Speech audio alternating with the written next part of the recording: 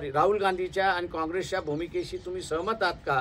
आणि त्यांच्याशी सहमत नसाल तर तुम्ही त्याला कंडेम करा।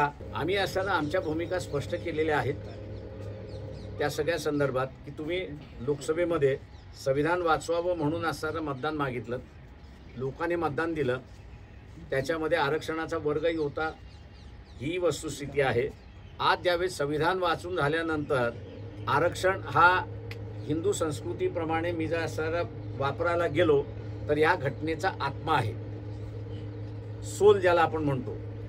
आरक्षण हे सोल आहे, त्या सोलवरतीच हमला ज्यावेळेस केला जातोय त्यावेळेस ज्यांनी प्रचार केला की संविधान वाचला पाहिजे हे सगळेजण मुख घेऊन बसलेले आहेत आणि हमला करणारे जसे बीजेपी वाले आहेत तसे काँग्रेसवाले आहेत, अशी असणारी परिस्थिती आहे। त्याच्यामुळे ज्यांनी काँग्रेसचा प्रचार केला, इंडिया आघाडीचा प्रचार केला, एनसीपीचा प्रचार केला, उद्धव ठाकरे यांच्या पक्षाचा असणारा प्रचार केला, त्यांच्याकडून अपेक्षा होती की आरक्षणाच्या मुद्द्यावरती त्यांनी असणारा आपली स्पष्ट भूमिका त्या ठिकाणी मांडली पाहिजे।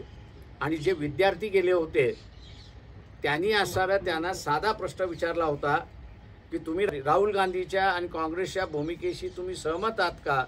आणि त्यांच्याशी सहमत नसाल तर तुम्ही त्याला कंडेम करा। ही दोन मागणी त्यांनी असणारा त्या ठिकाणी ठेवली होती।